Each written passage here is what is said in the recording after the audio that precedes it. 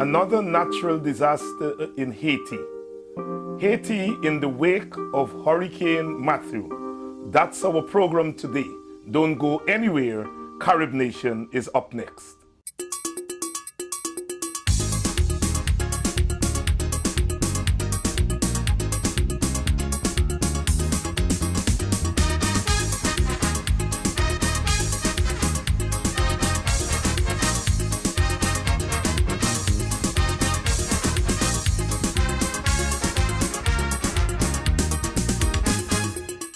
Hello, welcome to Carib Nation. I'm David Hines. Today we want to talk about Haiti, particularly Haiti in the wake of Hurricane Matthew.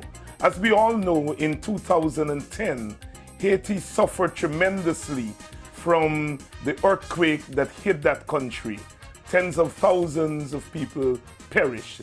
Here we are, less than a decade later, another natural disaster hitting that country, and lots of people suffered from it. We're going to talk today about why Haiti continues to struggle, why Haiti continues to suffer so much from these natural disasters. With me to do that is Dr. Joseph Baptiste. He is a member and a leader of one of the many Haitian support organizations here in the Washington, D.C. area. And Professor Mary Racine, who is a longtime activist of Haiti, an educator, and one who continues to fly the flag of Haiti. Professor Racine, Dr. Baptiste, welcome to Carib Nation. Thank you. Thank you very much. Whenever I have a conversation about Haiti, I get very animated, largely because I am from the Caribbean. This is a Caribbean show. And the mother of the Caribbean, of course, is Haiti because of what it did between 1792, 1791, and 1804, in a sense creating what we today can call Caribbean nationalism. And I want us to talk about that today within the context of this recent Hurricane Matthew, that passed through Haiti.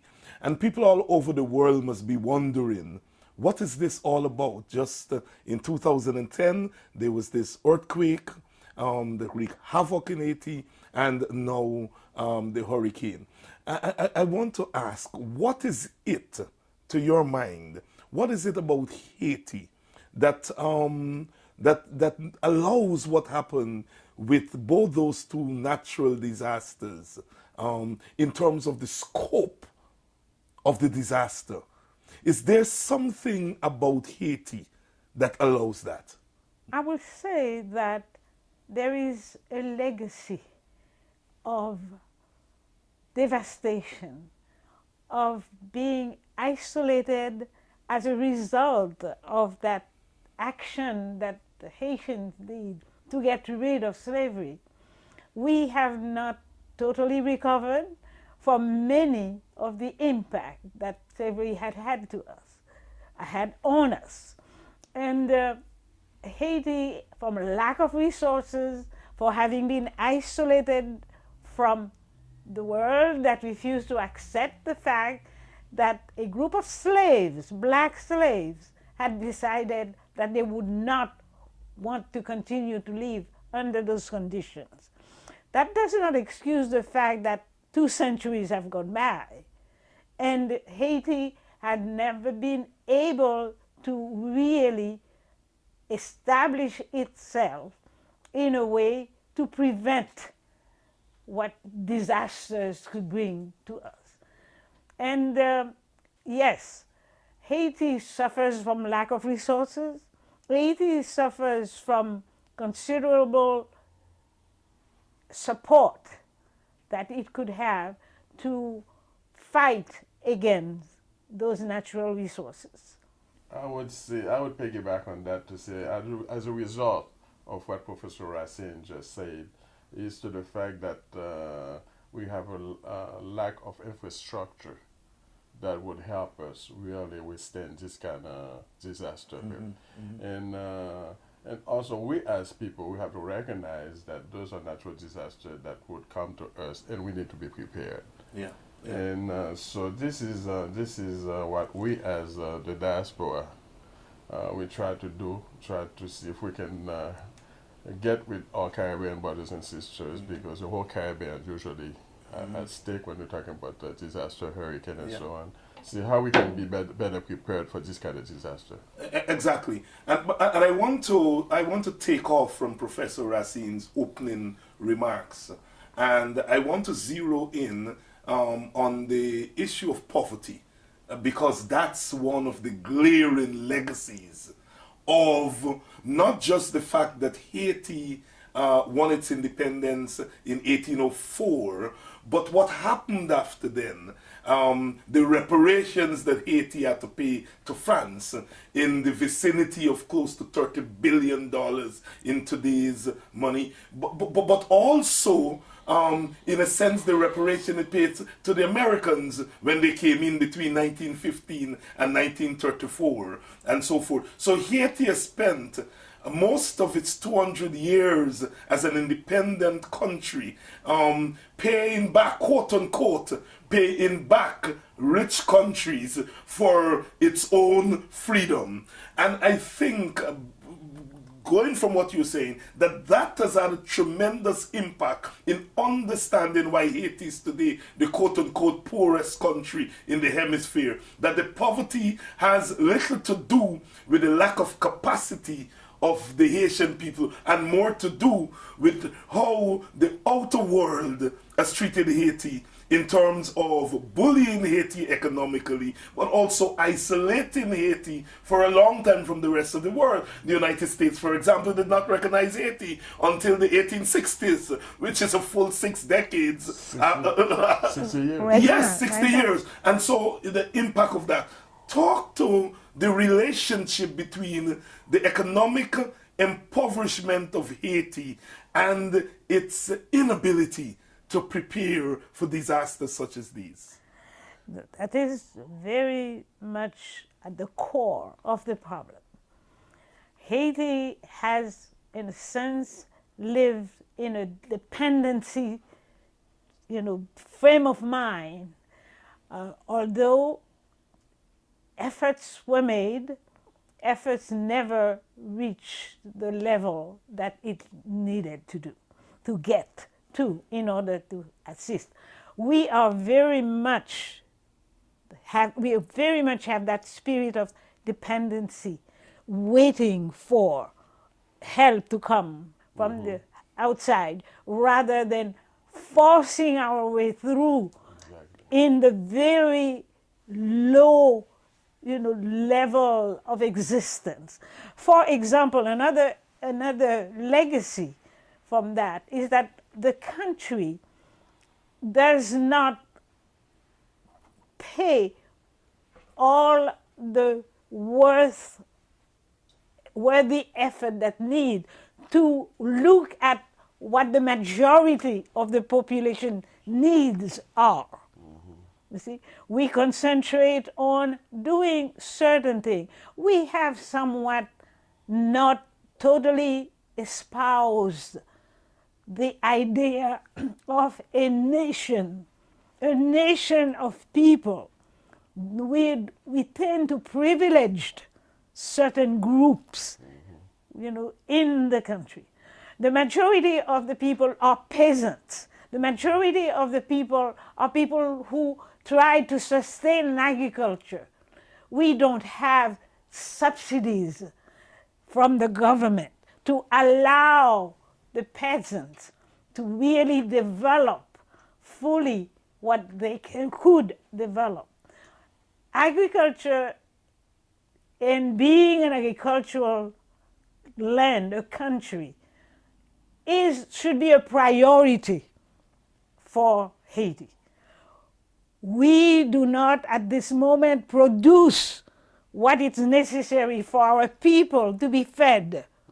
We do not offer the kind of education that our people need in order to prosper, in order to really serve the way they ought to be serving the nation. We cannot, with this mere or small resources that we have, meet the need of our larger population. We see that the Haitian people, even though we're going to piggyback on what Dr. Racine was saying, is that we really depend on agriculture. Even with that, we still see a very small oligarchy in Haiti, try to take that away from them. And with the competition all over the world, we can't even compete to even feed ourselves anymore, because the rice that we used to produce to feed our people now we can buy cheaper from the outside. So that's why now we really depend on the outside world even for us to sustain. So whenever we can go any further, and the fact that we even have to pay for that long for our independence, we're still going to keep us, as you can tell, instead of moving forward, we're still looking backwards, try to pay for that independence. Meanwhile, the world is still evolving, and they still try to keep our head above water, try to survive. And that's why we're still in the same problem we're in right now. Often when we think about Haiti, we think about Haiti as the poorest country in the Western Hemisphere, as if everyone in Haiti is poor, and they're not people in Haiti who enjoy privileges as a result of what we've been talking about. Give us a profile, if you will, of the social class Haiti. How class manifests itself in Haiti? Class and color. Class and color, yes. In fact, very much linked. Yes. Class and color. Yeah. Although it's not a black and white, thing in itself. We have a majority of Haitians who are poor and do not even benefit from any of the resources that we have. Poverty sometimes reaches misery level. Education is also at a very low level, because we have never given the Haitian people the possibility of learning through their own language. We have not offered education in Creole, which is the language spoken by all Haitians. We have done it through French, which has been presented, acquired by a small group of the population. And only spoken by that group. Yes. The colonial French. The colonial. That's a result of that colonial prejudice system. We have kept, we have kept the prejudice system. We have been the new colonist, in a sense. The small group has been the new colonist of the rest of the nation, which is the majority, and as high as 95%. Yes. Okay, we have made those people that belong to a certain class and products of these classes. We are privileged people. Both of us are in that category. You see, but we have lost the sense of a nation as itself. We have thought of ourselves, we've thought of developing ourselves, taking all the privileges for ourselves. We have neglected the majority of the people. If the education is in a language that you don't speak, that you don't know, then of course, institutionally, right, you are promoting illiteracy in Haiti. No, that is correct, and this is pretty wrong. I would say 100% of us speak Creole. Yes. However, I would say maybe 10% will speak French. Not even 10%. Not even 10. They speak it well. That by itself is a big hindrance as far as how we can move forward economically, as well as everything else. So this is the problem that I keep saying, as far as the class is concerned. The class is pretty even when you go to Port-au-Prince, you can see you went to Pétionville. You can see there's a class system involved. It's not really a black and white type of class system anymore, because on the Duvalier, it can bring the Noirs, get the black people. It become more economic now than class. Yes. So you got people with money and people without money. Without money, right? So right. that's the bottom line. Right. Both of you have hinted at the internal collusion on the part of the governors and the dominant class. Expand on that. Yeah. I was very surprised though during 2010 after the earthquake to see how both classes actually start working together in a way and helping each other after the earthquake. I was very surprised on that. I don't know if you've seen that. And I've seen them eat on the same plate, which could never have happened before. I could see them helping each other. And that's what I had hope after 2010 maybe Haiti would get better. Let's pivot to an issue that has become quite a burning one in Haiti and the diaspora. And this is a question of aid and the use of aid. We know that after 2010 that there was a lot of monies, a lot of resources raised.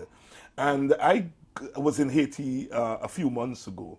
And when I attempted to talk to people, both ordinary people, vendors on the streets, or people who are bureaucrats and so on, there was one response, and that was one of pessimism.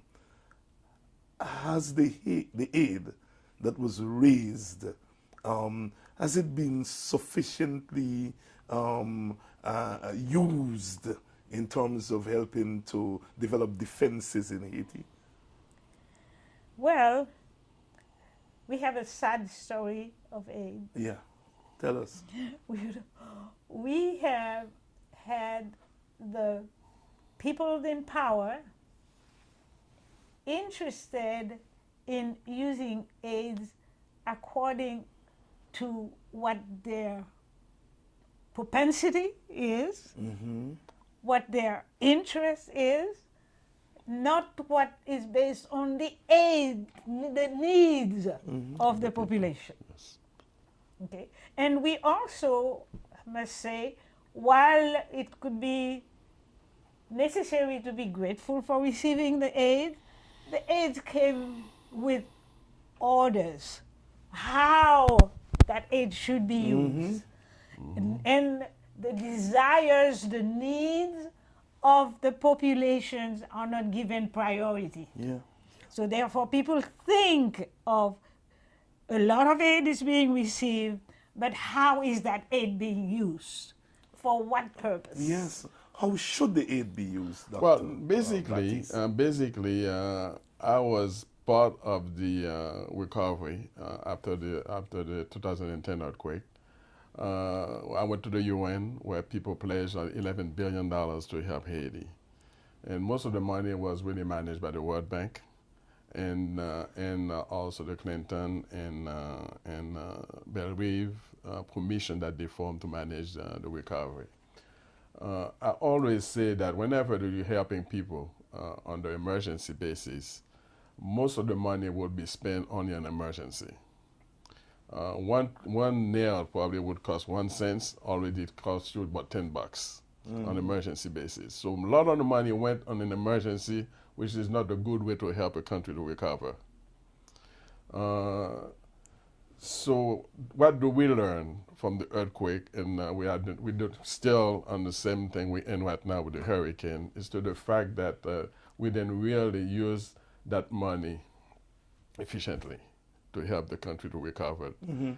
We should have learned to really, from the earthquake, how to provide people shelters.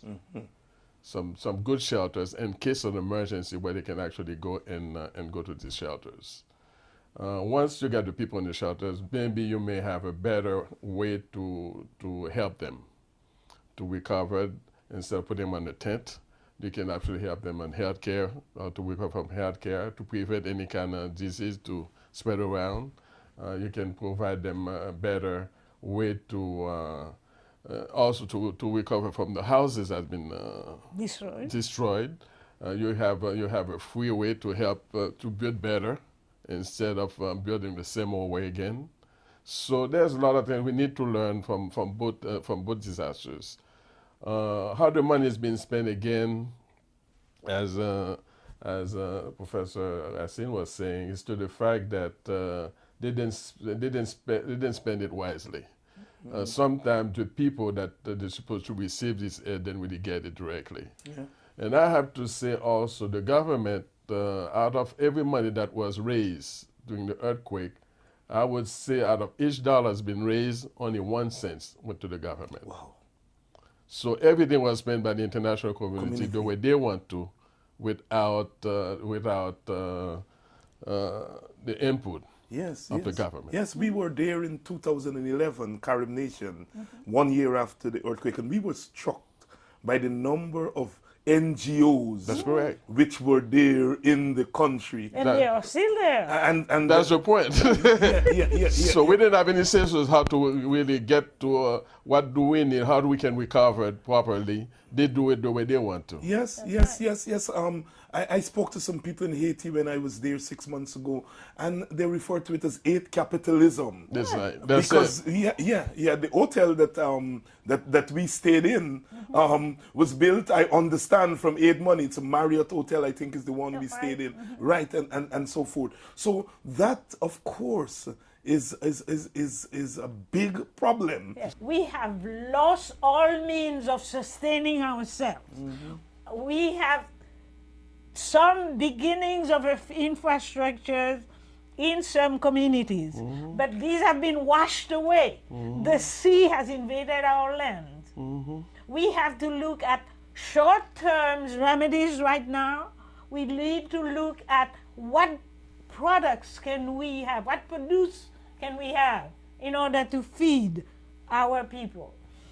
Not only at this moment, Haiti does not produce enough to feed its people, but we have been making efforts at reforestation. We've been making efforts at rebuilding. We have our canals, water canals that are completely destroyed. We have houses that don't have roofs. What the little work that was done after the earthquake to put up some possible shelters. Now we hear say, go to shelters, don't stay there. However, those shelters don't have any roofs anymore. The stoles, we call them, the corrugated aluminum that covers, they've just been lifted by the wind. They've gone. All the trees are cut down. They are on the ground. Water has invaded everything. And one of them said, birds have left us. We don't even have birds anymore. Mudslides was one of the things. Speak to that, because there's a history to that. I mean, the lands used over 2 centuries and so on. To give you numbers from what Dr. Yassin just said, is to the fact that 2.1 million people is involved in that area with the hurricanes, and 1.2 is affected by the hurricane. I would say that 85% of all the properties has been wiped away. And bridges, road, 80% of that totally gone. So this is to give you a perspective of numbers, how people really get affected by this hurricane. As you just pointed out, is also a lot of people died. If you're comparing to Haiti, where I went to Jamaica, maybe Cuba. 1 people, they reported 5 people actually died in Jamaica, maybe 1 in Cuba, 1 in Bahamas, maybe 5 here in the U.S. This is to give an example. We're up to 1,000 already. And we're still in counting. Because of related thing, cholera is coming up back again. And so we're still in counting. To also give another idea as far as the death toll, 90% of the home destroyed. directly affected. So as far as agriculture is where I'm coming from, where this is the area, was the greenest area in Haiti, was down south. A lot of trees, a lot of, because this is almost like the breadbasket of the country. Now the trees that used to hold the mud, and I mean The earth. the earth, The ground. no longer there. So Yeah. therefore, whenever you have this this little torrential rain, everything's wiped out. out right away. And that's the biggest problem that we're having right now: deforestation. Let's talk a little bit here about what do we do going forward? And the we I'm talking about, it's the people of Haiti. How do we begin? How do we begin to do that? Well, I can talk about the peasants. Yes. Right now, they are really totally affected by the situation. But if you speak to them, they tell you we are starting to rebuild. That's right. They are starting to replant. That's right. We need to be thinking what can we produce in order to be able to feed our people. To feed, we're ready to begin trading again. We're ready, they never get completely down.